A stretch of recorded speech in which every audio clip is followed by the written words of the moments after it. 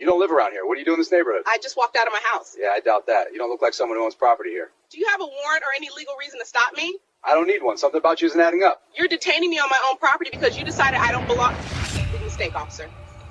The Thursday afternoon of February 17th began normally for Judge Stephanie Anderson, who had just left the courthouse after presiding over a full day of hearings in criminal cases. She drove home through her quiet suburban neighborhood, looking forward to changing out of her formal blazer into comfortable clothes and spending the afternoon with her 2 children who had just arrived home from school. But when she pulled into her driveway at 3:47 p.m., a patrol car followed her in, and an officer exited demanding she step out of her vehicle. What happened in the next 20 minutes would be captured by her home security cameras and become one of the most outrageous cases of racial profiling and abuse of authority ever documented on video, costing the officer his career and the city over $1 million in legal settlements and reputational damage. Stephanie Anderson was 41 years old and had served as a circuit court judge for 7 years, presiding over cases ranging from civil disputes to serious criminal proceedings. She was known among lawyers as fair but firm, someone who knew the law deeply and didn't tolerate nonsense from either side of the courtroom. Stephanie had worked tirelessly to get where she was, having grown up in a working-class family, worked full-time while attending law school at night, and spent years as a public defender before being appointed to the bench. She lived in Meadowbrook Heights, an upper-middle-class suburban neighborhood where she had purchased her home 4 years earlier, a well-maintained 2-story house where she was raising her 12- and 9-year-old children as a single mother following her divorce. The officer who followed Stephanie into her driveway that afternoon was Todd Brennan, an 8-year veteran of the local police department. Brennan had a history that should have raised red flags years earlier: 4 complaints for racial profiling, 3 investigations for excessive use of force, and multiple reports from fellow officers about his aggressive behavior and racially insensitive comments. But the department had consistently filed away or minimized these complaints, allowing Brennan to continue patrolling with essentially 0 consequences for his pattern of misconduct. He had developed a reputation for being a troublemaker, someone who looked for reasons to stop people, particularly black people in predominantly white neighborhoods. Brennan would later claim he had followed Stephanie because her vehicle matched the description of a car involved in a reported theft in the area. But the dispatch description had been vague, just a dark SUV with no specific make, model, or plate mentioned, and subsequent investigation would reveal the alleged theft had been reported in a completely different neighborhood over 5 miles away. What really appeared to have triggered Brennan's stop was seeing a black woman driving a relatively new SUV in an expensive neighborhood where he apparently didn't think she belonged. He had followed Stephanie for 3 blocks, watching as she used her garage door remote to open her garage door, pulled into her own driveway, and began collecting her purse and briefcase from court from the back seat. Stephanie's security cameras, installed at the front of her house and above the garage, began recording automatically when they detected movement. They would capture everything that was about to happen from multiple angles with clear audio. Stephanie exited her vehicle and was surprised to see Brennan getting out of his patrol car parked behind hers, blocking her driveway. Her first reaction was confusion. She hadn't committed any traffic violation, wasn't doing anything suspicious, was literally just arriving home from work. But years of experience in the criminal justice system had taught her that police encounters could escalate quickly, especially for black people, so she immediately became cautious. Brennan approached Stephanie with aggressive body language, hand resting near his weapon, treating the situation as if he were approaching a dangerous criminal suspect rather than a woman arriving at her own home. He demanded Stephanie provide identification and explain what she was doing there. Stephanie, maintaining calm despite growing frustration and anger, responded she was at her own home and asked why she was being stopped. Brennan ignored her question and repeated his demand for identification, his tone making clear he expected immediate compliance without explanation.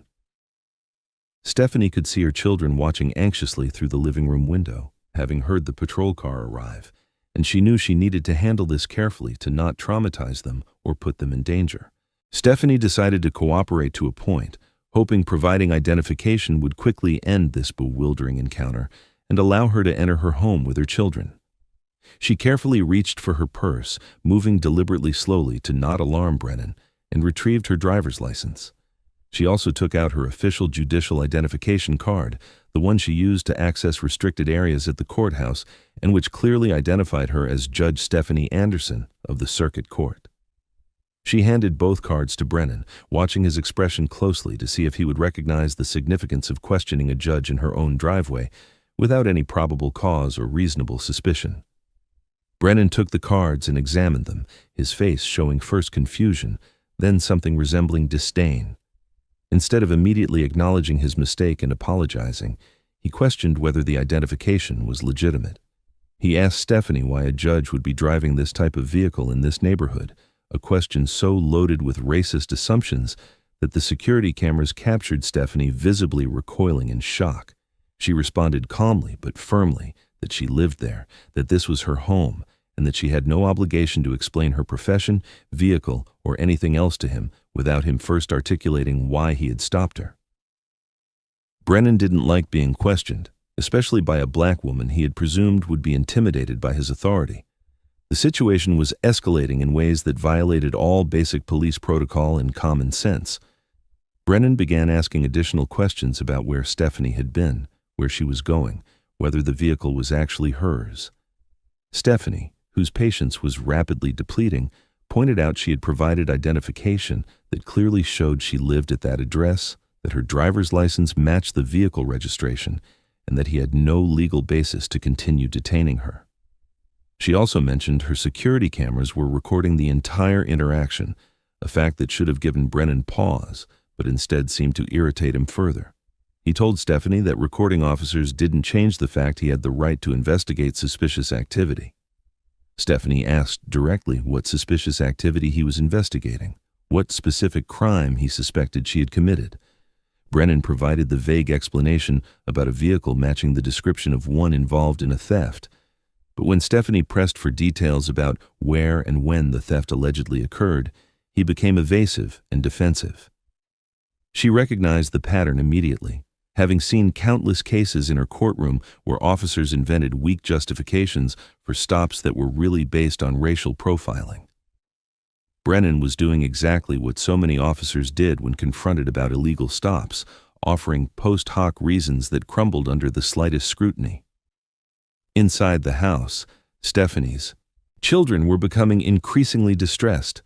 Her 12-year-old son, Jason, had picked up the phone and called their grandmother, Stephanie's mother, telling her a police officer had stopped his mom in the driveway and wasn't letting her come inside.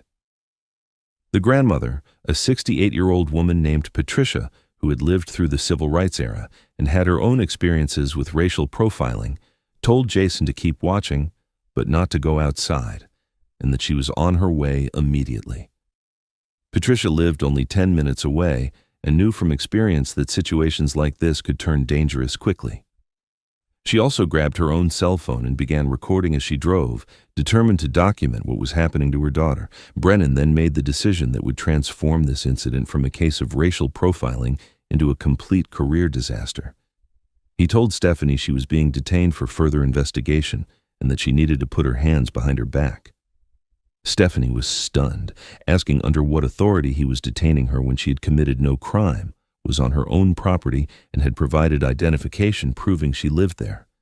Brennan responded that he would determine whether a crime had been committed after investigating further, and that her refusal to fully cooperate was giving him additional basis for detention.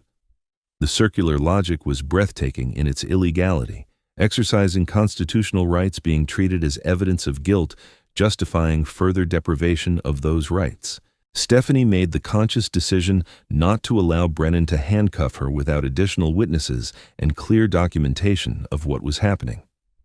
She told him directly she wasn't resisting arrest, but was exercising her right to question the legal basis for detention, and that as a circuit court judge, she understood perfectly he was violating her Fourth Amendment rights by detaining her without probable cause or articulable reasonable suspicion. She also noted she was on her own private property, that there was no arrest warrant for her, and that unless he could articulate a specific crime he believed she had committed, he needed to let her go immediately. The security camera captured every word of this exchange, preserving evidence of Stephanie calmly but firmly asserting her rights, while Brennan became increasingly agitated and defensive. Brennan then made his most serious mistake. Instead of backing down and acknowledging he had made an error in judgment, he reached for his handcuffs and attempted to force Stephanie's arms behind her back. Stephanie instinctively stepped backward, her hands coming up defensively, and said loudly and clearly she wasn't resisting, but was moving away from unauthorized physical contact. Jason and his 9-year-old sister Maya saw this through the window, and Jason immediately ran to the front door, opening it and shouting for the officer to stop hurting his mother. A child's voice screaming added another layer of evidence to what the cameras were capturing, the fear and confusion audible in Jason's words as he begged the officer to leave his mother alone. Patricia, Stephanie's mother, arrived at that exact moment, her vehicle stopping abruptly on the street in front of the house. She exited with her phone already recording, capturing video from a different angle than the fixed security cameras. Patricia walked quickly toward the driveway, her voice firm but controlled as she asked Brennan what he thought he was doing. He told her to step back, that this wasn't her business, but Patricia responded this was her daughter, her property, and absolutely her business. She identified herself and noted she was also recording everything, that multiple cameras were now capturing his actions, and that he needed to explain immediately under what legal authority he was attempting to arrest a judge in her own driveway in front of her children. The mention of multiple cameras and an additional witness seemed to finally penetrate Brennan's awareness that he had gotten himself into a situation rapidly spiraling beyond his control. But instead of de-escalating, he doubled down, claiming Stephanie was resisting lawful detention and that Patricia was interfering with his official duties. He grabbed his radio and called for backup, reporting he had a situation with multiple uncooperative individuals and needed assistance. The way he described the situation made it sound like he was dealing with dangerous suspects rather than a judge, her elderly mother, and 2 frightened children on their own residential property. Stephanie, realizing the situation was only escalating, took steps to protect herself legally. She said loudly and clearly, making sure the cameras captured it, that she was Judge Stephanie Anderson of the Circuit Court, that she was at her own home, that she had committed no crime, that she had provided identification proving her identity and residence, and that Officer Brennan was violating her constitutional rights by detaining her without probable cause. She told Brennan she was formally demanding he provide his full name and badge number, that she was formally complaining about his conduct, and that he needed to contact his supervisor immediately. Every word was chosen carefully to establish on the video record exactly what was happening and who was responsible. 2 backup patrol cars arrived within 5 minutes, their officers exiting and immediately assessing a scene that clearly didn't match what Brennan had described on the radio. They saw Stephanie in professional business attire standing in her own driveway, Patricia recording on her phone, and 2 visibly distressed children watching from the front door. One of the responding officers, a 20-year veteran named Sergeant Michael Torres, approached and asked Brennan what the situation was. Brennan began explaining about a stolen vehicle and an uncooperative suspect, but Torres cut him off and asked if he had checked identification. Brennan admitted yes, the woman had provided a driver's license and some kind of work ID, but that he still had concerns about whether the vehicle was actually hers. Torres asked to see the identification, and Brennan reluctantly handed over Stephanie's driver's license and judicial ID card. Torres looked at the cards, then at Stephanie, then back at Brennan with an expression of growing horror and disbelief. He asked Brennan if he realized he was attempting to arrest a circuit court judge at her own home without any crime having been committed. Brennan tried to justify his actions by referring to the stolen vehicle report, but Torres immediately grabbed his radio and checked with dispatch.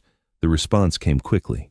The allegedly stolen vehicle had been reported in a completely different neighborhood, was a different make and model from Stephanie's SUV, and had actually already been recovered an hour earlier. Brennan had absolutely no legal justification for having stopped Stephanie, much less attempted to arrest her. Torres immediately apologized to Stephanie, addressing her appropriately as "Your Honor," and expressing profound embarrassment for what had happened. He returned her identification and told her she was free to go, that there would be no detention or arrest, and that the incident would be reported to senior supervisors immediately. But Stephanie wasn't interested in simply walking away and pretending this hadn't happened. She told Torres she wanted Brennan's full name and badge number formally recorded, that she would be filing an official complaint, that she expected all body camera recordings to be preserved, and that she would be consulting with attorneys about potential civil lawsuits. Torres confirmed he understood and assured Stephanie the matter would be taken with utmost seriousness, given it involved not just potential racial profiling, but attempted arrest of a judicial officer without cause. Brennan was immediately removed from the scene by Torres, who instructed him to return to the station and make no additional statements without union representation present. Brennan's body camera had been recording throughout the entire incident, as had the body cameras of the backup officers, creating multiple angles of video evidence that complemented Stephanie's residential security recordings and Patricia's cell phone video. Torres remained at the scene for another 30 minutes, collecting statements from Stephanie, Patricia, and even carefully interviewing Jason and Maya about what they had witnessed, documenting the trauma the children had experienced seeing their mother being physically confronted by an armed officer in their own driveway. He also formally noted in the report that Stephanie had provided valid identification proving her identity and residence, that there was no legal basis for the stop or detention, and that Brennan's attempt to handcuff her constituted unauthorized use of force against a judicial officer. Stephanie spent that evening consoling her children, who were visibly shaken by what they had witnessed. Jason kept asking why the police officer had tried to hurt his mother when she hadn't done anything wrong, struggling to reconcile the narrative he had learned in school about police being protective heroes with the reality of what he had just seen. Maya had cried for an hour, clinging to her mother, frightened that police might come back and take her mother away. Stephanie had to explain in age-appropriate terms that sometimes police made mistakes, that sometimes people were treated unfairly because of the color of their skin, but that she would fight to ensure the officer faced consequences for his actions. The conversation was heartbreaking, a mother trying to preserve her children's sense of security while being honest about the reality of racism and abuse of power. Patricia stayed that night, helping Stephanie review all the video recordings and backup copies in multiple locations. The security cameras had captured the complete incident from start to finish. Brennan following Stephanie into her driveway, the initial stop, the demand for identification, the questioning of her judicial credentials' legitimacy, the escalation to attempted arrest, and finally, Torres's intervention. Patricia's video provided additional angle, showing clearly Stephanie's distress and Brennan's aggressive behavior. Together, the recordings created a comprehensive and irrefutable record of everything that had happened.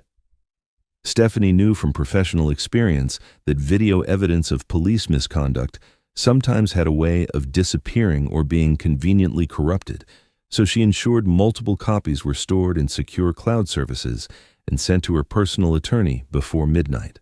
The following morning, Stephanie contacted Sarah Chen, a prominent civil rights attorney who had successfully litigated multiple high-profile cases against police departments for racial profiling and excessive force. Chen listened to Stephanie's account and reviewed the video recordings, her reaction ranging from anger to absolute disbelief. She told Stephanie this was one of the clearest cases of racial profiling and abuse of authority she had ever seen, aggravated by the fact Brennan had attempted to arrest a judicial officer on her own property in front of her minor children without any legal justification.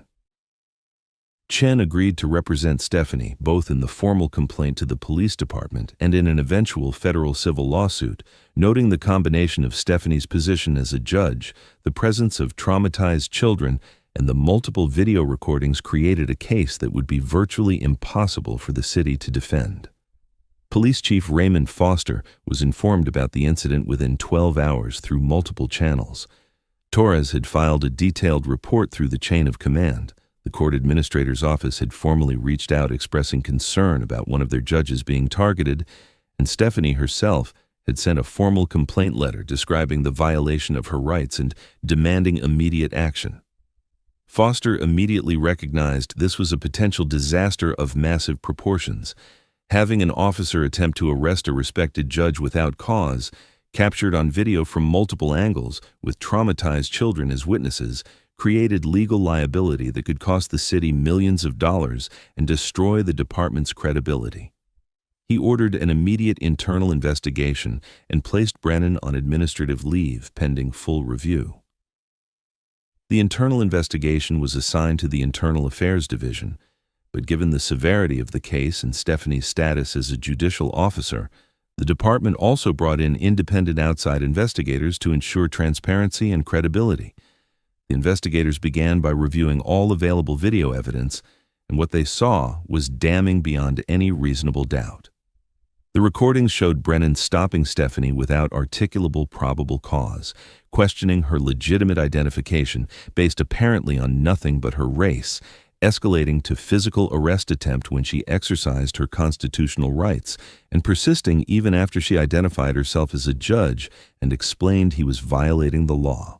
Brennan's body camera recording provided particularly damaging audio, capturing his dismissive tone when he questioned why a judge would be driving that vehicle in that neighborhood, a statement that revealed his underlying racist assumptions. The investigators also pulled Brennan's complete history and discovered the troubling pattern the department had negligently ignored. Of the 4 previous racial profiling complaints, 3 involved Brennan stopping black motorists in predominantly white neighborhoods without clear traffic violations or other justifications. 1. Complaint specifically mentioned Brennan questioning whether a black man actually lived at the house where he was parked, echoing exactly what he had done with Stephanie. None of these complaints had resulted in significant discipline, all filed away as misunderstandings or situations where the officer had acted within his discretion. The pattern demonstrated the department had multiple opportunities to address Brennan's problematic behavior, but had failed to do so, creating municipal liability for failure to properly train and supervise. The video inevitably leaked to media within a week, though it's unclear whether it came from inside the department or if Stephanie or her attorney decided to make it public to ensure accountability. Regardless of the source, once the security camera recording appeared online, it spread virally at breathtaking speed. Within 24 hours, it had been viewed millions of times across multiple platforms, shared with headlines like, "Officer tries to arrest black judge at her own home in front of children," and "Racial profiling caught on video, officer questions judge's credentials." The public reaction was one of immediate and intense outrage. People were shocked seeing a professional woman in business attire being treated as a criminal suspect in her own driveway, hearing an officer question whether she really was a judge based apparently only on her race, and witnessing children screaming in fear as an officer tried to handcuff their mother without legal justification. Legal experts appeared on national news programs dissecting the video and explaining the multiple legal violations Brennan had committed. Constitutional law professors pointed out that stopping someone without articulable reasonable suspicion violated the Fourth Amendment, that attempting to arrest someone without probable cause was false imprisonment, and that using physical force against someone exercising constitutional rights constituted assault under color of law. Retired judges gave interviews expressing shock that an officer would attempt to arrest a member of the judiciary without understanding the massive legal consequences of such action. Civil rights advocates used the case as a perfect example of how racial profiling operated even against highly successful and educated black people, noting that if a circuit court judge could be treated this way at her own home, what hope did the average black citizen have when confronted with biased officers? The State Judges Association issued a strong statement condemning Stephanie's treatment and demanding both Brennan's firing and systemic reforms in how the department handled racial profiling. The statement, signed by 147 judges, including several from the state Supreme Court, noted that attacking judicial independence by attempting to arrest judges without legal grounds threatened the very foundation of the justice system. Black lawyers' organizations organized protests at the police station, demanding not just that Brennan be fired, but that the department face federal oversight for its patterns of failing to address racial misconduct. The pressure on Police Chief Foster and the city administration intensified exponentially, with calls for firings, reforms, and substantial financial compensation for Stephanie and her traumatized children. The police union initially tried to defend Brennan, issuing a statement saying he had acted based on available information and that he hadn't intentionally violated anyone's rights. But when the complete, Video became public and clearly showed Brennan questioning Stephanie's credentials in ways that revealed racial bias. Even the union began backing away from their support. The union president gave a disastrous interview where he tried to suggest Stephanie should have been more cooperative, a statement that generated furious backlash from people pointing out she had been completely cooperative in providing identification and calmly explaining her rights, and that expecting citizens to submit to illegal arrests to avoid conflict was absurd and dangerous. The union eventually issued a revised statement acknowledging Brennan's actions appeared problematic and that they wouldn't stand in the way of appropriate disciplinary process. The internal investigation report was completed 5 weeks after the incident, and its findings were devastating for both Brennan and departmental supervisors who had failed to address his pattern of problematic behavior. Investigators determined Brennan had violated multiple departmental policies, including professional conduct, appropriate use of police authority, probable cause requirements for stops and arrests, and prohibitions against racial profiling. The report specifically found Brennan had no articulable reasonable suspicion to stop Stephanie, that questioning of her legitimate judicial credentials demonstrated clear racial bias, that attempting to arrest her without probable cause constituted false imprisonment and assault, and that his behavior in front of minor children showed reckless disregard for public welfare. The report also severely criticized the department's previous failures to properly investigate and address the 4 prior racial profiling complaints against Brennan, noting proper intervention after any of these complaints could have prevented the incident with Stephanie. The investigators' recommendation was immediate employment termination, permanent revocation of police certification, and referral both to the district attorney for possible criminal charges of false imprisonment and assault, and to the U.S. Department of Justice for investigation of civil rights deprivation under color of law. Chief Foster accepted the termination recommendation without hesitation, understanding that defending Brennan would be both legally indefensible and politically suicidal. Brennan was officially fired 7 weeks after attempting to arrest Stephanie. His 8-year career ended by a pattern of racism that finally encountered a victim who couldn't be silenced, intimidated, or ignored. The State Board of Standards and Training revoked his police certification permanently, ensuring he could never work as a law enforcement officer anywhere in the state. But Brennan's firing was just the beginning of consequences. The district attorney, under intense public pressure and with irrefutable video evidence, filed criminal charges against Brennan for false imprisonment, a misdemeanor carrying up to 1 year in county jail, and attempted assault under color of authority, an aggravated misdemeanor given his status as a law enforcement officer. The U.S. Department of Justice opened its own investigation into whether Brennan had willfully violated Stephanie's federal civil rights, a federal charge that could result in years in federal prison if proven. Brennan's lawyers tried to argue he had made honest errors in judgment under stressful circumstances, but the video recordings made that defense impossible to sustain. There was nothing stressful about a woman showing valid identification in her own driveway, and his decisions to question her credentials and attempt to arrest her revealed not poor judgment, but racial bias and deliberate disregard for constitutional rights. Stephanie's federal civil lawsuit against Brennan personally, the police department, and the city was filed 4 months after the incident, alleging violations of the 4th and 14th Amendments, false imprisonment, assault, intentional infliction of emotional distress, and municipal liability for failure to properly train, supervise, and discipline officers with known patterns of racial profiling. The lawsuit sought not just compensatory damages for the harm to Stephanie and trauma to her children, but also substantial punitive damages meant to punish the misconduct and deter future similar violations.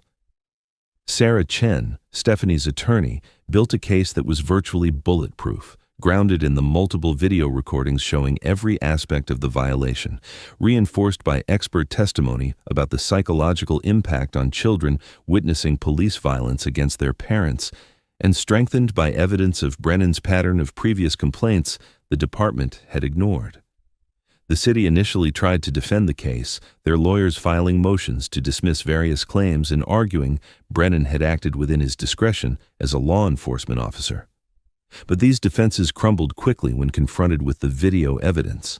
The recording showed unequivocally Brennan had no reasonable suspicion to stop Stephanie, no probable cause to attempt arresting her, and no justification for using physical force against her. Deposition testimony was equally devastating for the defense. Brennan was deposed for 8 hours, and his attempts to explain his actions became progressively more contradictory and indefensible. When asked why he had questioned whether Stephanie really was a judge, he couldn't provide any logical reason beyond admitting the identification seemed unusual to him, an admission Chen immediately pursued by asking what specifically seemed unusual about a black judge in an upper-middle-class neighborhood. Department supervisors who had filed away Brennan's previous racial profiling complaints were equally ineffective under questioning. They were forced to admit they had multiple opportunities to intervene and address Brennan's problematic behavior, but had chosen to minimize complaints as misunderstandings or situations where no clear misconduct had been proven. Chen presented statistical evidence showing Brennan had stopped black motorists at a rate 3 times higher than white motorists in his patrol zone, that he had issued warnings to white motorists 78% of stops, but arrested or cited black motorists 65% of his stops, and that he had received citizen complaints at a much higher rate than other officers with similar experience. The data painted a clear picture of systematic racial profiling the department had deliberately ignored. Jason and Maya, Stephanie's children, were evaluated by child psychologists who testified about the trauma they had experienced. Jason developed anxiety whenever he saw police cars, his body tensing and heart racing even when officers were simply driving near his school. Maya had recurring nightmares about her mother being taken away by police, waking up screaming several times per week in the months after the incident. Both children needed ongoing therapy to process what they had witnessed and rebuild some sense of security. The expert testimony about the long-term impact of children witnessing police violence against their parents was heartbreaking and powerful, establishing damages that would extend far beyond the 20-minute incident itself. The city made its first settlement offer 6 months after the lawsuit was filed, an amount Chen rejected as inadequate given the severity of violations and lasting trauma to Stephanie and her children. Negotiations continued for months, with the city gradually increasing its offers as it realized going to trial with this video evidence would be catastrophic.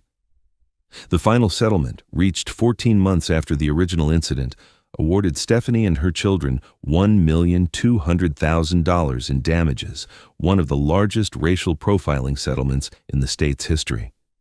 But the money was only part of the settlement. The agreement also required the city to implement comprehensive reforms, including mandatory quarterly retraining on racial profiling and implicit bias for all officers, creation of an independent civilian review board with power to investigate complaints and recommend discipline, implementation of an early warning system to identify officers with patterns of complaints or use of force, and publication of annual data on police stops disaggregated by race to allow researchers to identify disparities. Brennan's criminal case was resolved through a plea deal where he pleaded no contest to false imprisonment and attempted assault in exchange for 6 months in county jail, 2 years probation, and a permanent order barring him from working in any law enforcement capacity. The federal investigation resulted in no criminal charges, with federal prosecutors determining that while Brennan had clearly violated Stephanie's rights, the proof standard for federal civil rights deprivation charges required demonstrating he had intentionally violated known constitutional rights rather than simply acting with implicit bias or poor judgment. But the lack of federal charges didn't diminish the impact of Brennan's state conviction, which left him with a criminal record and effectively made it impossible for him to work in security or any other field related to law enforcement. Stephanie returned to the bench after taking several weeks off to care for her children and process the trauma of the incident. But the experience had changed her profoundly in ways that affected her approach to judicial work. She became more skeptical of police testimony in cases where officers claimed to have had reasonable suspicion or probable cause for stops or arrests, having experienced firsthand how officers could fabricate justifications for actions that were really based on racial bias. She questioned officers' statements more rigorously, demanded specific articulation of what behavior had created suspicion, and became more willing to suppress evidence obtained through stops that appeared pretextual. Some prosecutors complained Stephanie had become anti-police after the incident, but she responded she was simply applying constitutional law with the rigor that had always been required but rarely enforced.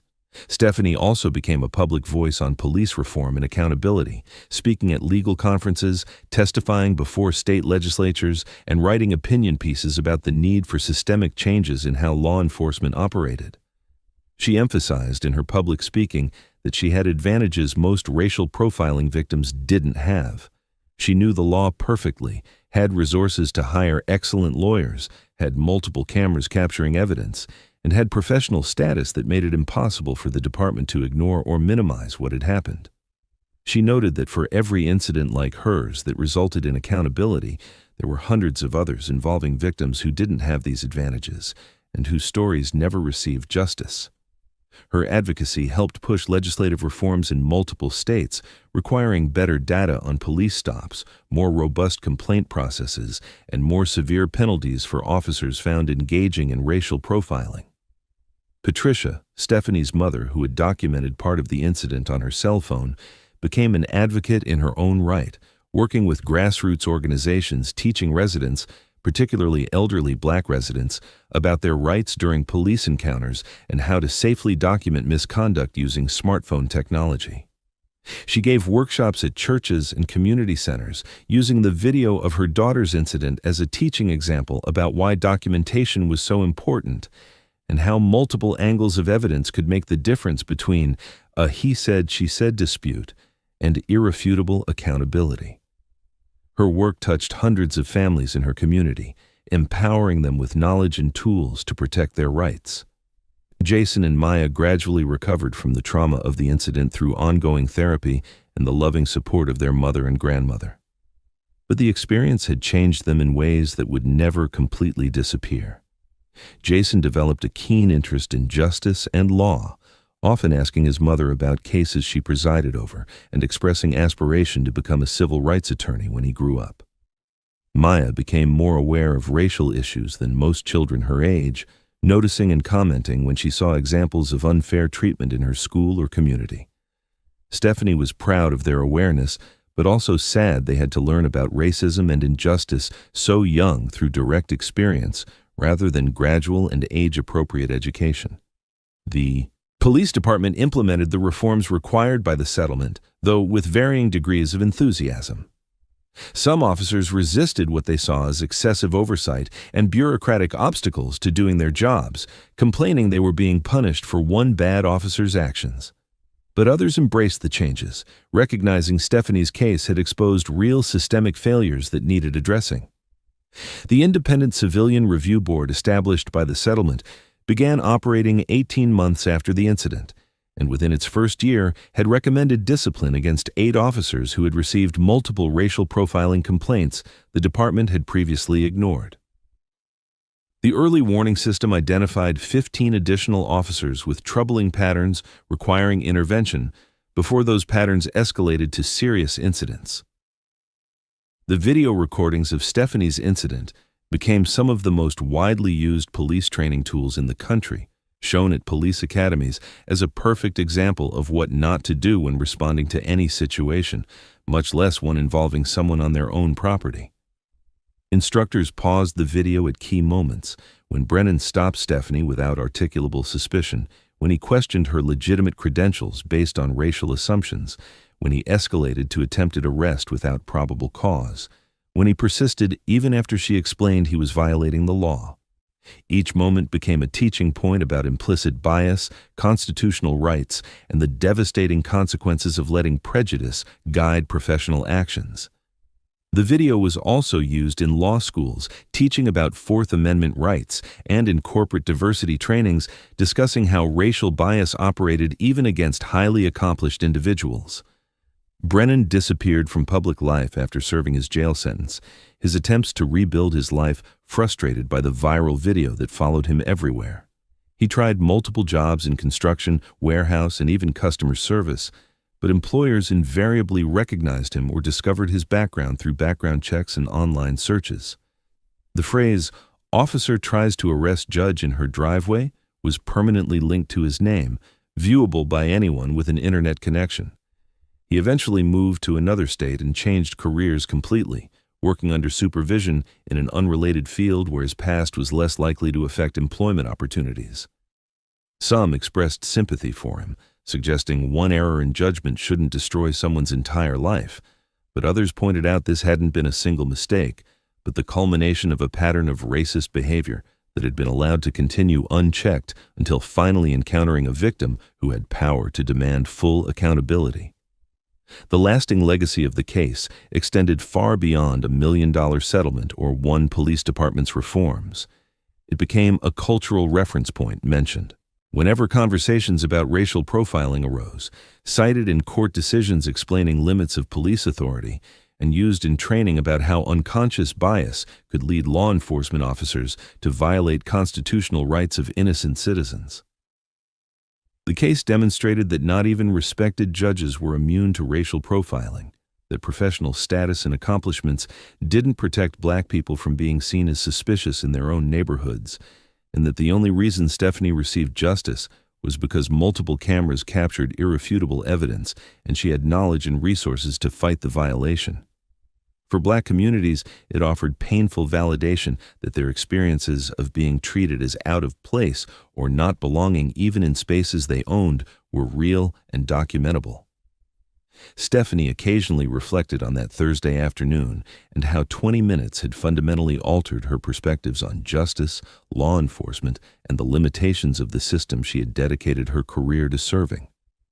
She still believed in the law and the critical role courts played in protecting rights, but she could no longer ignore how inadequately those rights were enforced when victims were black and violators wore badges.